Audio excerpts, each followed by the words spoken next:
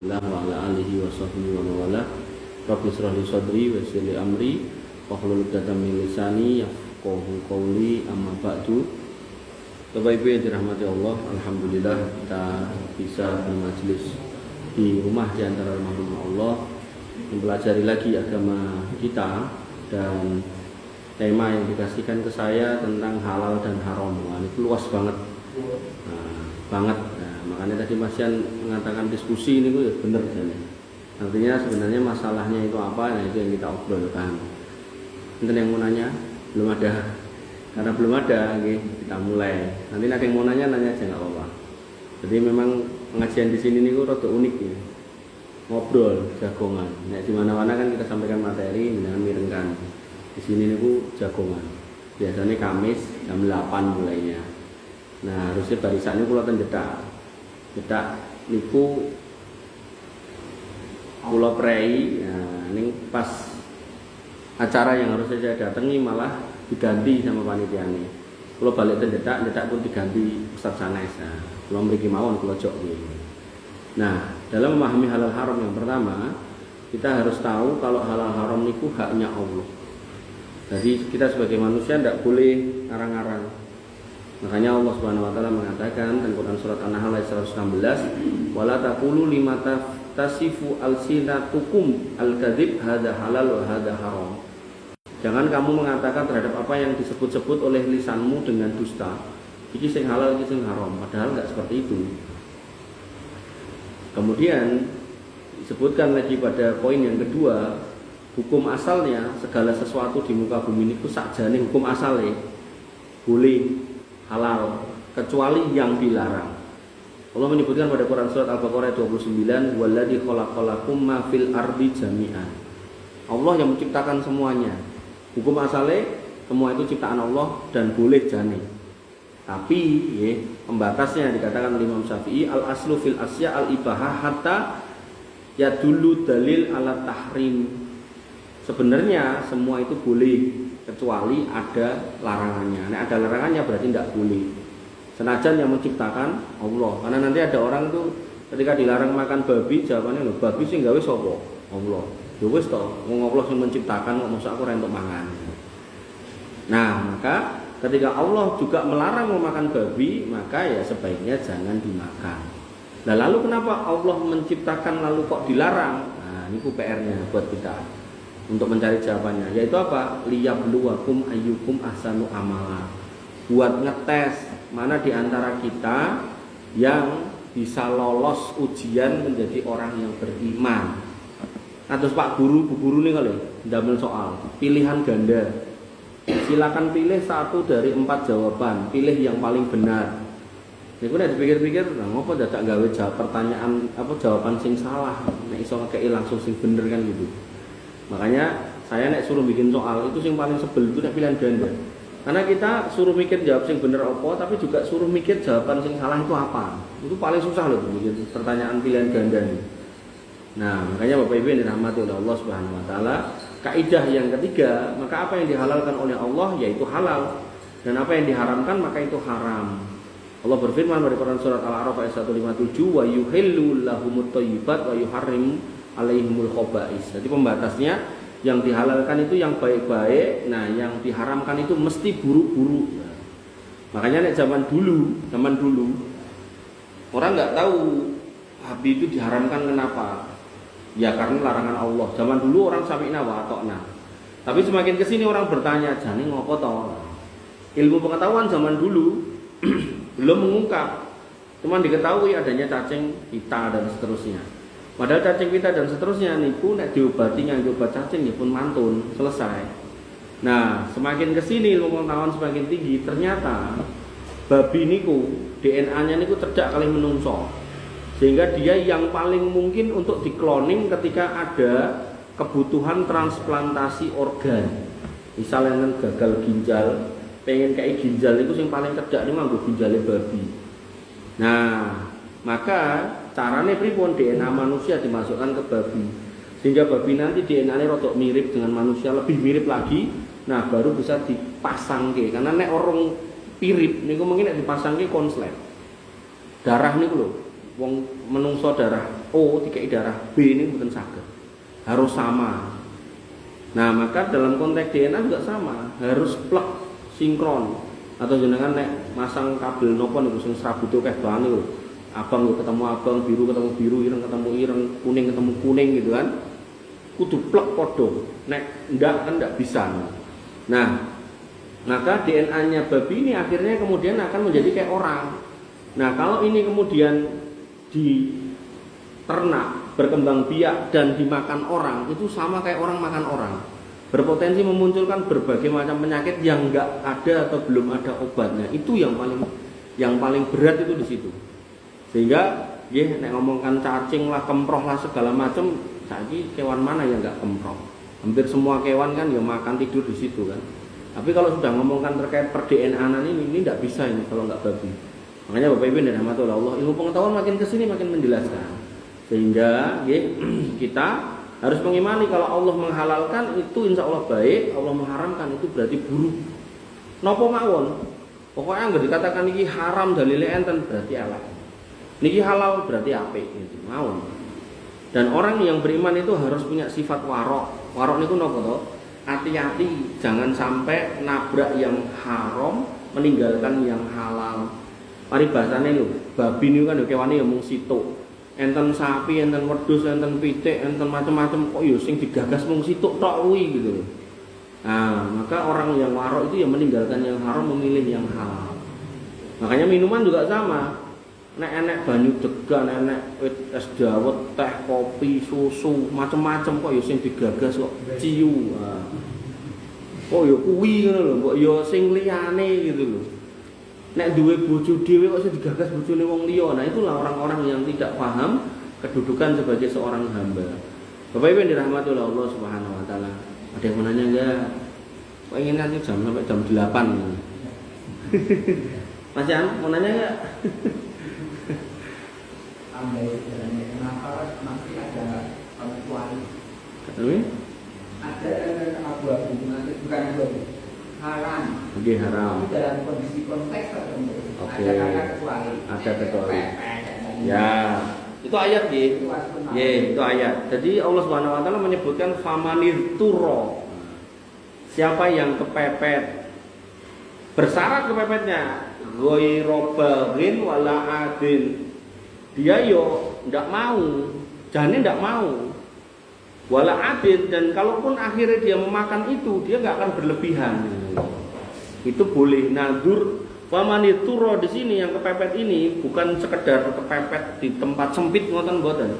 Tapi yang namanya dur atau darurat diterjemahkan dalam bahasa Indonesia, itu adalah keadaan antara hidup dan mati. Nah, dalam Islam kita itu, syariat kita itu fungsinya adalah menjaga 5 hal. Hifdun, nafas, menjaga hidup, nyawa. Artinya syariat itu tidak boleh menghabisi nyawa orang sembarangan. Kemudian hifdul mal, menjaga harta. Berarti seorang muslim ini tidak boleh menghabiskan hartanya sendiri dengan tidak benar atau menghabiskan harta orang lain dengan tidak benar. Kemudian hifdun nasl, menjaga keturunan. Seorang muslim harus jelas keturunannya siapa. Tidak boleh napa istilahnya, mohon maaf, satu rahim tinggal udu bareng-bareng. Nah, itu tidak boleh. Dan kemudian ada lagi yang 2 saya lupa. Nah, maka di urutan pertama tadi yaitu menjaga kehidupan nyawa. Maka ketika ada kondisi, nah ini pas loro, hidup dan mati. Dan untuk hidup butuh mangan, delalah orang yang sing dipangan kecuali babi. Nah, misal contohnya piai yang hiking, ya, atau apa kayak naik gunungnya apa jenenge? Naik gunung lah gitu kan. Terus tersesat, tidak ketemu jalan. Nah, dalam proses berjalan itu bekal entek, delalah kesandung batang babi. Ya. 2 kali wis batang kan haram, babi sisan haram. Nah, maka dia boleh memakan babi yang ditemui itu tadi, tapi syaratnya ghairu baghin wala atin. Dia nggak seneng, artinya itu nggak seneng. Dan dia juga tidak akan menghabiskan ingkung utuh niku. Tadi mau dicuil sithik. Dalam rangka bainal hayah wal maut, hidup dan mati, dalam rangka menyambung hidupnya lagi, jangan sampai mati. Itu aja sebenarnya. Cuman kadang sebagian orang itu menggunakan argumen kepepet tapi untuk hal yang nggak kepepet. Maling dicekel TKI, apa kowe maling kepepet? Pepet piye lah gua apa gitu kan. Gua modal main, lho ora kepepet. Nah, pertanyaannya kan kalau nggak main judi apa ya terus mati kan enggak. Jadi pepet itu bahasa yang kalau kita tidak melakukan itu kita mati. Nah, itu kepepet. Makanya jangan sampai kita menggunakan kata kepepet untuk hal yang tidak kepepet sebenarnya itu. Nah, maka harus pada posisi kepepet. Nah, nanti kalau benar-benar ada maling yang kepepet, itu nanti hukumannya dalam Islam, misal harusnya dipotong tangan itu bisa turun, nggak jadi dipotong tangan. Contohnya pripun? Seorang anak, bapak yang mencuri duit tuannya untuk membelikan obat anaknya yang sakit keras. Jadi misal juragane diutangi wegah ngekei, mungkin ya karena biasanya dia ngutang atau nyaur gitu kan. Terus omongannya adalah biasanya yang ngapusi adalah pada hari itu dia ngomong bener tapi ya dieling-eling juragane iki gaene ngapusi gitu kan. Wegah ngekei tenan gitu kan. Akhirnya kepepetlah dia untuk mengambil. Nah, dari posisi itulah umpama ketangkap aparat mau hukum Islam itu hukumnya dipotong tangan, dia nggak jadi dipotong tangan karena ada sisi kepepet tadi. Yang lain silakan. Ini biasanya gini mau tanya jawab muter sak entek gitu. Santai kadang. Ya monggo pripun. Di zaman dulu zaman Wali Songo itu namanya ini sejarahnya kan Sunan Kalijogo itu kan mencuri hartanya orang tuanya termasuk zaman itu ada yang mati. Nah itu mencuri tapi dikasihkan orang. Ya. Nah, yang di situ termasuk halal haram. Siap. Tidak tuh, ya Robin Hood versi Islam ngono toh. Jadi di dalam hadis, artinya itu amaliyah beliau. Nek saya ditanya jawabannya saya harus hadisnya mana, ayat-ayatnya mana gitu kan. Di dalam hadis Nabi SAW mengatakan innallaha thayyibun la yaqbalu illa thayyiban. Sesungguhnya Allah itu Rabb yang baik, maha baik dan hanya mau menerima amal dari sumber yang baik. Sehingga sepemahaman saya, seorang muslim itu tidak bisa beribadah dengan harta dari sumber yang haram. Artinya ibadahnya nanti tidak akan berpahala minimal. Nanti ulama yang lain berpendapat tidak akan diterima. Makanya enten piyai niku misal dadi pengusaha napa gawe ciu bekonang, sugih muslim gane ya salat gitu. Terus pas donge haji gandeng duwite duwe ya mangkat kaji, ning ya usahane gawe ciu bekonang niku gitu. Nah, maka hajinya itu ulama berbeda pendapat antara sah tapi nggak berpahala atau bahkan tidak sah. Makanya yang terbaik niku ngangge harta yang halal mawon untuk ibadah, untuk berbuat baik. Nah, dalam konteks si Pak Sunan Kalijogo tadi, wallahu alam mungkin beliau pada zaman itu berpikirnya mungkin nggak cuma sekedar ngambil tapi lebih kepada itu ya berjajah gitu kan. Yang mungkin di situ beliau berpendapat tidak apa-apa untuk mengambil hartanya penjajah yang dia juga menjajah kita, mengambil merampas kekayaan negeri kita ya alam. Tapi prinsipnya tidak boleh seorang muslim itu mengambil atau menggunakan harta yang haram untuk beribadah. Nanti ada seorang jaksa muda niku ditangkap kejaksaan, awalnya kan nyidang, kan memeriksa kasus trading online namanya Fahrenheit yang merugikan nasabahnya puluhan miliar. Nah niku Pak Jaksa niku Mas Jaksa niku minta duit. Kowe nek pengen tak gampangke tak ringanke ben BAP-ne ora terlalu berat. Kalau duit. Terus deal 11, sekian miliar. Yang 8 miliar dikirim ke istrinya. Istrinya tanya, "Iki ditopo Mas?" Kata suaminya, "Ini rezeki sama Gusti Allah." Maka sebagaimana babi itu ciptaan Allah, maka itu tetap diharamkan buat kita. Maka duit pun walaupun itu nanti rezeki dari Allah ya, karena prosesnya caranya adalah korupsi mengambil, maka itu tetap tidak boleh. Dan kalau digunakan untuk ibadah, ibadahnya kemungkinan satu di antara dua, apakah tidak sah ataukah tidak berpahala. Ngoten. Terap? Nggih. Wonten malih? Monggo. Monggo Om. Oke, Mbah Suar nembe watuk. Pripun? Kalau kasusnya Kanjeng Sunan. Itu kan situasinya memang darurat. Lah nggih. Masyarakatnya pas setelah kelaparan. Lanjut. Kabupaten orang tuanya itu ngambil liburan pengeluaran dari barang-barang masyarakat ke kabupaten. Yeah. Kabupaten nggak memikirkan kondisi Masyarakat lagi berapa loh? sehingga dia terpaksa maling dino itu. Lanjut. Artinya kan beliau tetap mempertimbangkan sisi fikihnya juga gitu loh. Tidak cuma sekedar wong dadi maling gitu loh. Nyoten. Ya, nggih matur nuwun tambahannya. Ada lagi Pak Ano. Iki sing diceluk sing ngerti jeneng. Itu bar Pak Ano Mas Wawan. Delik ketok. Pripun? Amanah, nggih pripun? Misalkan kita itu diberi amanah supaya mengelola masjid nggih. ini dikelola pakai ini carane Nggih. supaya masjid ini makmur Nggih. tak pasrah kowe. Nggih. Alhamdulillah sudah. Nggih. Akhirnya si pemberi amanah itu nggih, meninggal dunia. Nah, apakah ini saya itu mesti melanjutkan amanah tadi atau selesai? Oke, siap. Pun rekam. Ya, masjid nggih. Masjid niku dikatakan oleh Allah Subhanahu wa taala wa annal masajida lillah. Masjid itu milik Allah. Sehingga orang yang mengamanahi itu hakikatnya sebenarnya sudah nggak punya hak kepemilikan senajan yang wakaf. Beda kalau bentuknya sekolah. Nek sekolahnya dan iki tak wakafke kudu dadi sekolah, ya kudu sekolah. Terus nanti misal dia nggak cocok sama pengelolanya yang wakaf ini, nek secara fikih nggih, beda nanti secara hukum positif. Secara fikih, Pak aku ora cocok karo model pendidikanmu. Mosok sekolah Islam kok malah muridnya mbok ajari jogetan ra karo-karuan ngene iki piye, misal ngoten nggih. Terus iki wayah salat ora salat iki piye, ra cocok aku nek kowe sing dadi nadire pengelola, aku meh ganti wong. Nah, itu nek secara fikih sebenarnya bisa diganti pengelolanya. Tapi secara hukum positif tidak bisa. Secara hukum positif itu kalau sudah disertifikat wakaf atas nama yayasan itu, maka pengelolanya tetap yayasan itu, cuman nanti pengurus yayasannya bisa diganti ya.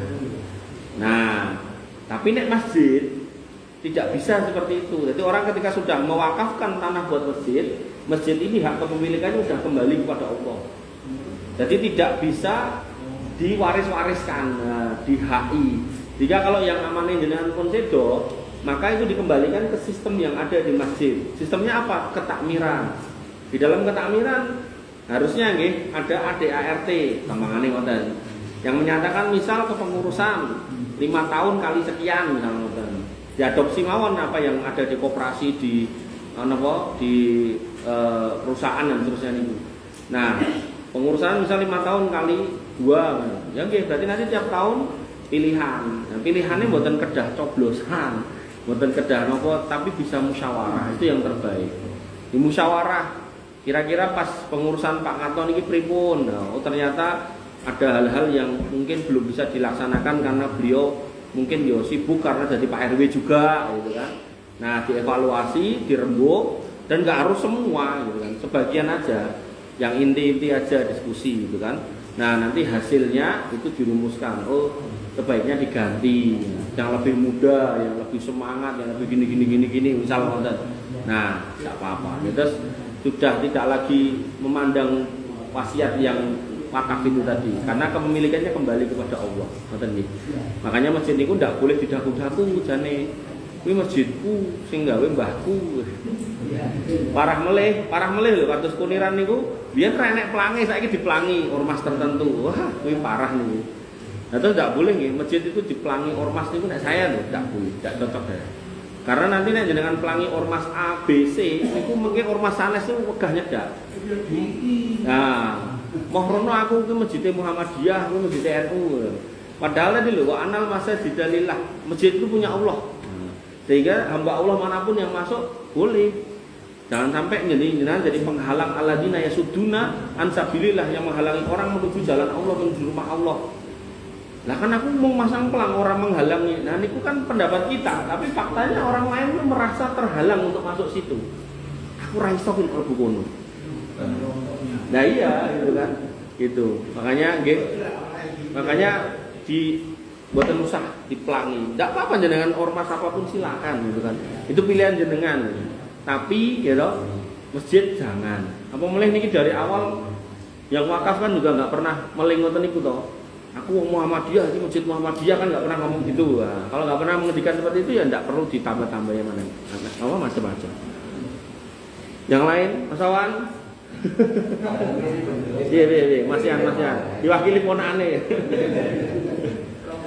Pendalaman lagi ya. Jadi tadi kan dari bentuk kopi surat haram itu ya surat dalam Al-Quran. Iya. Adakah hewan-hewan yang lain? Tapi yang saya dengar zaman masa Iya. tarik. Ya. Atau juga dari mengenai kalian Ikan. Oh iya. ikan itu kategori lagi sumber tangkai atau tidak kematiannya karena mungkin lebih tangkai atau Ya. Oke. Jadi kalau ngomongkan halal haram binatang gitu, ya. Maka kaidahnya semua boleh kecuali yang dilarang. Yang dilarang ada yang disebutkan secara khusus babi, berarti semua jenis babi. Mau babi liar, babi yang di kandang, mau apapun itu nggak boleh. Nah, kemudian berikutnya, larangan berikutnya, jadi ini kudu dipetani banyak. Berarti yang bertaring, kullu dinabin minasibai fa'akluhu haram. Setiap binatang yang punya taring tidak boleh dimakan. Berarti makan anjing tidak boleh, makan kucing tidak boleh, belacan tidak boleh, ular tidak boleh bertaring. Yang jelas-jelas itu taring ketok gitu, ketok moto, tajam gitu. Nah, nanti juga terkait burung yang berkuku tajam yang mencengkram kayak burung hantu, elang, Raja Wali itu tidak boleh. Makanya sebenarnya Islam niku nek dikontekke karo alam dan pecinta alam niku sinkron jane. Karena hari ini, ya punten nggih yang petani pusing mikir tikus. Akhirnya dikei listrik. Ketemu karo tukang nyuluh kodok. Kesandung, kesetrum mati. Ora tikusnya sing mati, wonge sing mati. Tikusnya lewat, kapok ke kesetrum, ngalih tikusnya ya ora kena. Padahal sebenarnya jenengan nek mau kembali kepada Al-Qur'an, hadis dan ilmu pengetahuan yang benar. Niku ngeculke manuk napa? Burung hantu lho. Itu satu burung hantu dari mulai netes sampai dia bisa mabur, dia butuh 1080 ekor tikus. Oh, topo. Kok kowe ngerti Mas? Nonton atau belajar. Orang ngitungi pokoknya. Artinya itu sebenarnya sapam gratis, pemburu gratis. Makanya di Demak dulu, niku petani itu hancur bertahun-tahun karena tikus. Akhirnya nggak mau solusinya burung hantu, terus digelotorkan kalau nggak 2 atau 4 miliar dinggo konservasi burung hantu tuh. Begitu udah ditekake, diopeni, dikondisikan kayak liar, diburke, aman. Saniki ketok manuk burung hantu sithik ditembak, terus digoreng. Coba nek dhek ngerti hukumnya haram tak bakal digoreng. Paling-paling gitu. Ya salah meneh gitu. Artinya kalau kita memahami itu tadi, kita tidak akan merusak lingkungan. Termasuk belacan, zaman dulu kan belacan banyak, gitu makanya. Nah ini blas. Malah sekali-kali nenek niku kula ketemu temen itu dikatakan saya mau nembak apa Mas? Belacan yang di Tawangsari. Terus nek entuk mbok apake? Tak pangan. Walah. Nah, jadi kayak gitu. Prakteknya itu justru kita itu merusak alam. Terus nanti ada juga pengharaman berikutnya tentang hewan-hewan yang tidak disembelih dengan menyebut nama Allah. Terus misal ayam di puntir bulune, nah itu tidak boleh. Nah, nek ikan gimana? Nah, ini ikan pertanyaan dengan berikutnya. Maka kata Nabi SAW, bahwasanya dihalalkan 2 bangkai dan dihalalkan 2 darah. Bangkai yang halal 2 itu apa? Kata Nabi SAW, yang pertama al-jarotu wasamaku. Al-jarotu niki belalang. Dan yang semisal, berarti jangkrik dan laron dan seterusnya. Dan kemudian as-samaku niki ikan, semua yang ada di air. Sehingga ketika jenengan arep mancing kok nemu iwak ngampul, jenengan nek tetep makan niku, nah monggo. Boleh, walaupun jenengan jikuk niku ambune wis ra enak, nek jenengan kolu ndak apa-apa. Nek kolu lho. Kategori bangkai dibandingkan dengan darah kan itu jadi haram. Bukan, justru Nabi mengatakan maitatani, dua bangkai. Artinya kalau memang sudah jenengan temukan mati pun itu boleh. Jadi misal walang sing gede nih kok, walang kayu nak ngenten. Ning jenengan nemu pun mati. Diambu kok rada kecing sithik, ora apa-apa tak goreng.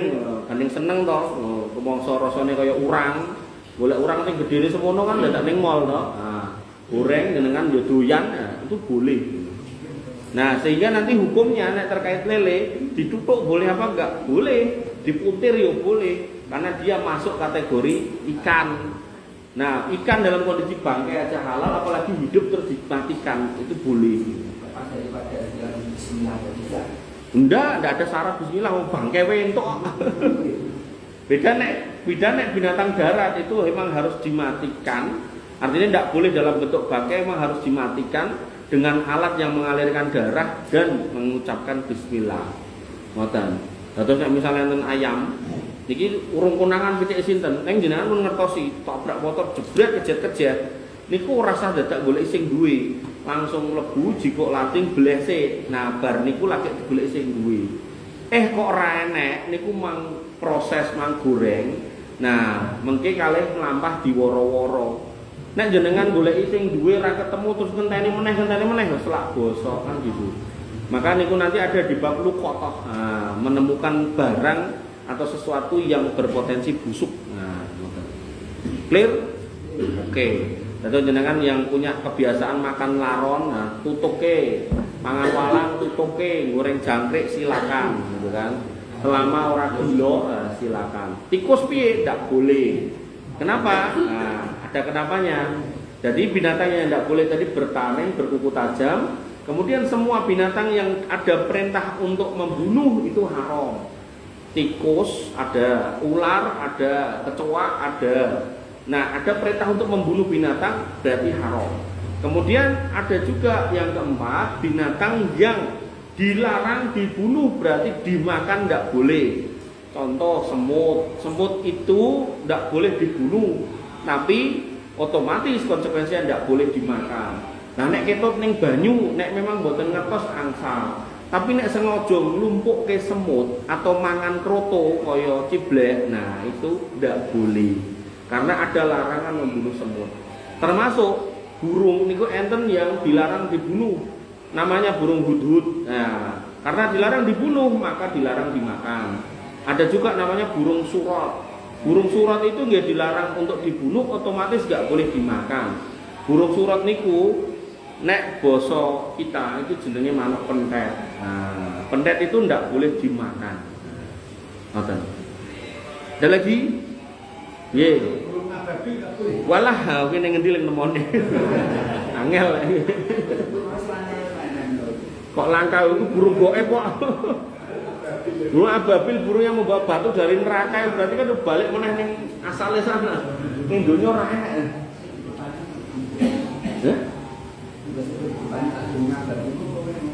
Hudhud masih ada. Surat pentet enak to, Jan? Pentet. Banyak. No, Mas, silakan. Sekedar mereka memperingati 17-an. Oke. Oke. Otomatis kan Tarian dana. Oke. Kadang-kadang dia meriah, Nggih. Ya, nggih, baik, matur nuwun. Nggih, sebaiknya gitu. Ya, pentingnya dakwah ngeten iki to, Pak, agar kemudian yang kayak gitu tuh enggak kecampuran dengan hal-hal yang jelek. Nah, terus kadosan ngruki niku pun aman terkendali. Boten enten ledek-ledekan, boten enten. Jadi tirakatan niku pengajian. Ya nglupuk sama, ya mangan-mangan sama. Kula pas 17-an tanggapan kula niku kenceng. Tapi isinya pengajian. Nah, kenapa kok bisa kayak gitu? Masyarakatnya sudah teredukasi. Makanya saya ngisi ten mriki senajan jenengan piyai gangsal, piyai sekawan kula lakoni, ya karena saya punya mimpi. Mungkin 5 tahun, 10 tahun yang akan datang itu sudah banyak perubahan. Nah, pramila nggih. paling boten di tempat RT jenengan itu didiskusikan dengan baik, ora kudu nganggo ledek. Nah, nganggo acara-acara yang lain. Nganggo acara-acara yang lain, misal kuis buat nggen kula niku ten RT kula niku pengajian, makan-makan genah, terus durpres niku keh biang. Jadi hampir bisa dipastikan tuh semua warga dapat, cuman gede apa cilike ngono lho. Mengkaten sing dibuka niku ya dibuntel apik baru dibuka isine mung niku lho saringan sing dienggo tonjokan niku. Kan murah niku mung 5.000-an apa meneh niki cedak DIY to. Jenengan golek sing murah-murah 10.000-an niku. Terus cobi diformat dengan baik. Artinya nek saya misal RT jenengan yang ada tadi aneh-aneh tadi, saya nggak akan keluar duit. Nah, saya mungkin akan keluar makanan wae gitu kan. Jadi saya akan ikut tapi ya keluarnya makanan aja. Sehingga jelas niku dimakan gitu kan. Jadi nggak kemudian tinggu nyewa-nyewa penyanyi ngoten niku. Depon? Ya iya, terus nanti itu aneh yang mau mendem kok jane kok. Ujung-ujungnya pengen mendem akhirnya sebagian orang. Banyak mudorotnya katanya masalah. Loh iya jelas betul. Nah disambungnya ke mudorot banyak mudorotnya saestu. Ndak iya, jangan. Makanya jenengan yang hari ini mungkin jadi Pak RT, Pak RW gitu kan. Nah cobi niku diformat sebagai pilot project. Nek tirakatane ora kudu dangdutan ngoten lho. Nah, tirakatane ora kudu hal-hal sing ngoten niku. Iku tirakatane kono rada beda ternyata, pengajian, cara sehat, ngundang dokter, terus pengobatan massal, cek tensi, malah enek pijet barang, lha ngono lho. Kebi niku jadi tukang pijet limo dijejer kayak kursi, wargane ngantri pijet kan ya penak. Terus yang cilik-cilik mungkin dikai kuis nopo, durpres, ngono cobi niku diformat. Artinya jangan sampai kita niku wong salat golek rezeki yo halal gitu kan. Dilalah kok yo dikon kudu ngoten niku nggih. Maka yo kumanan dosa juga nanti itu akhirnya. Ngoten. Yang lain monggo. Wah ini yang dinten iki. Wih pribadi rahasia berarti. Dengan Pak hari antara dengan itu ya sudah kurang. Iya. Dan kurang itu perlu usaha untuk dokter kalau dengan itu kurang normal. Dan itu kami nantinya penting dengan pengajian itu asal baca menteri rumah pengajian itu boleh pendengarnya kurang menteri. Jadi itu Ya angsal toh, ndak apa-apa. Angsal. Nah, saran kula jenengan nek pengawasan mang lenggah cerdak speaker kok ya dhuwur pun to. Dados kula ten ngruki niku enten pengawasan ten teras ngoten, mengke ibu-ibu bawa ten mriko. Mengke enten sebagian bapak-bapak yang kados jenengan niku ten pojok mriku.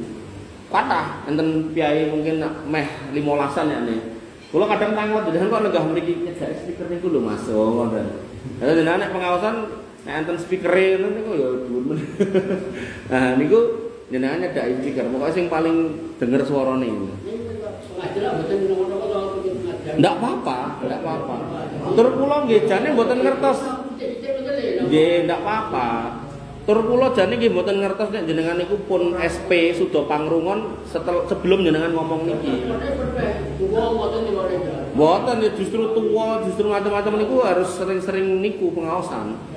Diisi waktunya dengan pengawasan, ndak apa-apa. Dokter ora kudu dirungokke kok. Nggih, ada lagi yang lain? Nah, nek sarane dokter ora entuk pengajian gara-gara niku lah malah mending rasa dirungokke nek kula. Enten mulai cekap. Nggih, Mas Awan lho terakhir lho Mas Awan. Terakhir. Nggih. Akhirnya besok. Nyawa. Itu Pak profesi. Aku kerja yang perbankan. Oke. Siap. Nggih. Oke. Nggih. Dados ngeten. Kita dari kecil itu dikenalkan haram niku babi, minuman keras, colong jupuk, bangkai. Nah, tapi kita nggak pernah dikenalkan haramnya duit yang dicari dengan cara yang keliru. Nah, cara yang keliru niku nopo? Nah, niki yang pertama niku melakukan kedoliman, bukan punyanya diambil. Kemudian yang kedua ada istilahnya goror dan tadlis, menipu orang, penipuan. Boten langsung ngambil, dol tinuku janene ngapusi. HP rusak ngomong HP itu. Jual beli, sah jual belinya, tapi dia menipu. Jadi indikasinya makanya yang beli itu kegelan. Nah, termasuk yang hampir-hampir nggak pernah dijelaskan. Bapak kula pun dari nanti jelaskan. Kula ngertos nggih karena sekolah S1, S2, S3 ekonomi syariah. Nah, itu tentang keharaman akad ribawi, dan ayat riba itu banyak. Bahkan lebih banyak daripada ayat babi. Sehingga memang ya, sesuatu yang berbau ribawi otomatis tidak boleh. Pekerjanya tidak boleh, pendapatannya ya juga tidak boleh. Tadi saya bilang ayat tentang dan sampai pada kalimat bahwasanya Allah mengumumkan perang. Bahasa ngoten niku. Perang di sini mboten terus gelut ngoten mboten. Jadi ada kondisi di mana manusia akan berhadapan pada sesuatu yang dia nggak bisa mengontrol.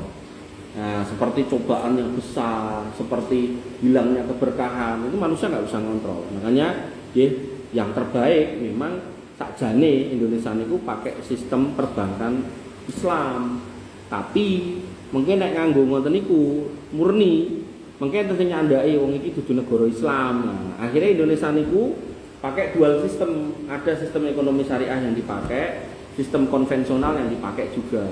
Dan ini buktinya, faktanya Covid kemarin sempat menahan Indonesia dari guncangan ekonomi yang luar biasa ketika negara-negara yang murni konven itu bludung. Indonesia niku ya cara wong tinju niku babak bunyak ning mboten KO.